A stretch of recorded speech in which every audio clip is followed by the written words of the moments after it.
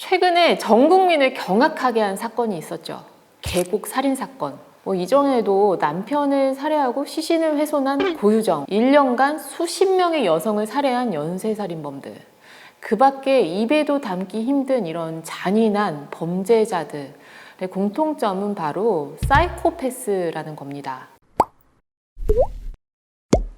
지금 일어나고 있는 사건은 전문가들에 의해서 가스라이팅, 소시오패스, 반사회적 인격장애, 사이코패스 여러 용어들이 언급되고 있는데 보면은 우리가 차가운 머리와 뜨거운 가슴을 가지라고 하잖아요. 근데 이런 사람들은 극악으로 차가운 머리와 냉혈한 가슴을 가지고 있고, 자신의 이익을 위해서 가까운 사람들은 도구로 사용하고 조종하고 기생적으로 수입을 얻어서 생활하는 방식에 익숙해져 있죠. 자기 자신의 이익을 위해서는 냉정하게 판단하고 극단적인 행동을 하면서도 사람 사이에 이런 인간적인 감정을 주고받고자 하는 욕구는 없고, 죄책감이나 양심은 정말 제로인 사람들, 이런 사람들은 일반인의 뇌와 다른 걸까요?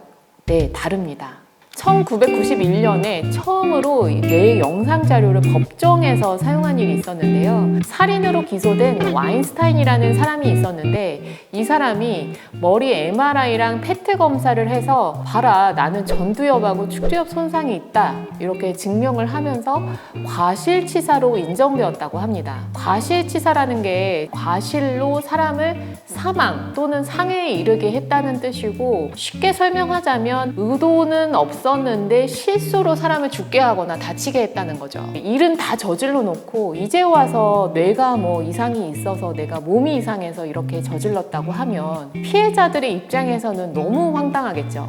범죄를 저지르는 감정 중에 가장 핵심은 바로 공격성, 그리고 충동성의 조절이 안 된다는 건데요. 공격성과 관련된 이런 뇌 영역 중 가장 중요한 부위가 바로 전두엽과 변연계입니다. 변연계는 공격적인 감정과 행동을 이렇게 발생시키는 데 관여한다고 알려져 있고요. 그 감정을 이 전두엽 중에서도 프리프론탈 콜텍스라고 하는 앞쪽에 있는 전두 피질이 조절하거나 억눌러서 억제하는 것으로 알려져 있는데, 이제 전두엽 부위도 여러 부위로 나눠져 있거든요. 그 중에서도 안화 전두 피질, 오르비토 프론탈 콜텍스라고 하는데, 이곳이 바로 충동적인 감정 폭발을 제어하는 데 가장 중요한 역할을 하는 것으로 알려져 있어요. 그런데 만약에 이곳에 구조적으로 혹은 기능적으로 결함이 있을 경우, 아니면 여기서 나와야 되는 도파민이나 세로토닌의 기능 이상이 생기면 이 변연계를 활성을 억제하는 기능이 떨어지면서 분노 조절이 안 되고 감정 조절이 안 되고 제어가 안 되는 거죠. 그렇게 되다 보면 공격성이나 충동성이 높아질 수밖에 없겠죠. 해마라는 곳도 우리가 변연계의 일부로 알려져 있거든요. 흔하게 이제 기억력을 처리하는 곳이다 라고 알려져 있는데, 이 외에도 공격성의 조절에 관여한다고 알려져 있습니다. 해마에서는 어떤 역할을 하냐면, 우리가 이제 사회적으로 의미 있는 정보들을 인식하고 평가하는 데 관여한다고 알려져 있는데, 예를 들면 우리가 사람들과 이제 모임을 통해서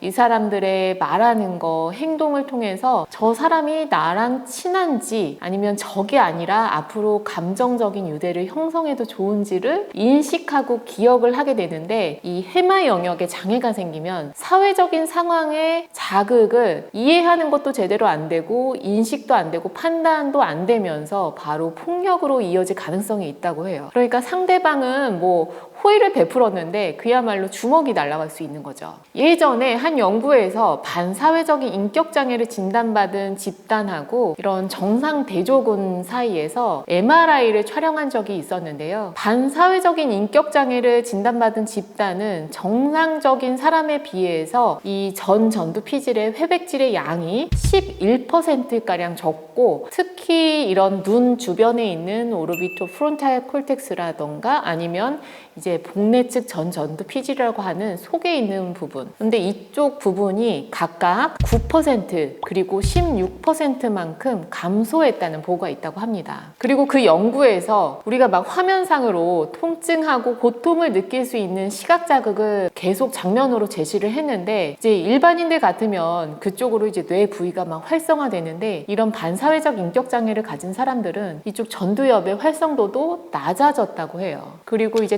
타인의 감정을 인식하거나 이해, 처리하는 뇌 영역의 활성화도 월등하게 낮게 나타났다고 합니다. 네, 우리가 사이코패스, 소시오패스가 어떤 차이냐를 많이 질문을 하시는데 심리학자들이 연구를 하다 보니까 사이코패스는 우선 유전적인 부분이 좀 크고 뇌 기질적인 요소랑 상당히 밀접하게 연관이 있다고 하고요. 그에 반해서 소시오패스는 좀 후천적으로 길러진 이런 환경적인 요인에 영향을 많이 받는다라는 차이점이 있다고 해요. 하지만 행동하는 거는 거의 비슷하기 때문에 겉으로 드러나는 행동들에서는 사실 구분되지는 않고요. 소시오패스라는 용어는 의학적인 용어로는 사실 사용을 하지는 않고 있는데 뇌 기능에 이상이 없는 사람도 후천적인 환경이나 어떤 이제 결핍으로 인해서 범죄를 저지르는 사건들이 많다 보니까 여전히 이제 사회학자들은 소시오패스라는 용어는 그대로 불려야 된다라고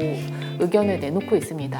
정말 놀라운 거는 우리 주변에 25명 중에 1명 정도는 소시오패스의 성향을 가지고 있다라는 연구 결과도 있다고 하는데요. 정말 생각보다 흔하죠. 그러니까 우리가 이제 경쟁사회에서 살면서 이런 과도한 경쟁사회의 괴물이라고 하는 소시오패스는 경쟁에서 이기기 위해서 다른 사람들을 서슴없이 이용하고 아니면 이제 본인의 하고 싶은 일을 다 하고 사회적인 규범 따위는 무시하면서 자신의 이익과 쾌락을 최우선하는 사람들이죠. 주변에 둘러보면 1명 정도는 소시오패스의 성향이 있는 사람은 있을 수 있죠. 그게 나일 수도 있고요. 근데 이 소시오패스들은 본인이 뭔가 잘못되어 있다는 인사이트가 있기 때문에 나이가 들면 이런 사회생활을 위해서 스스로 교정하는 경우가 많이 있다고 합니다. 네, 여러분들은 성선설, 성악설 중 어떤 것을 믿으시나요? 저는 인간은 태어날 때부터 그리 착하지는 않다라고 생각합니다.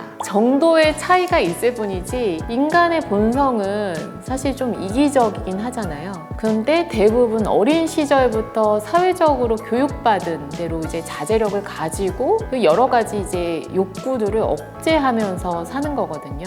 그러면서 내가 어떤 행동을 했을 때 타인이 피해를 받을 수 있다라는 것도 예측을 해서 배우고 또 이제 청소년기가 지나면 전두엽이 성숙되면서 이런 한정된 틀 안에서 자제하면서 사는 거죠. 그래서 최소한 법을 잘 지키고 타인에 대한 배려를 하기 위해서는 우선 뇌가 건강해야 한다. 만약에 뇌가 다치고 병이 있고 약물이나 음주 때문에 손상이 있게 되는 경우에는 언제라도 그 누구든 어리석은 선택과 행동을 할 수 있다고 합니다. 그거를 스스로 깨닫고 뇌를 관리하는 게 우리가 사이코패스가 되지 않는 길이지 않겠느냐 싶습니다.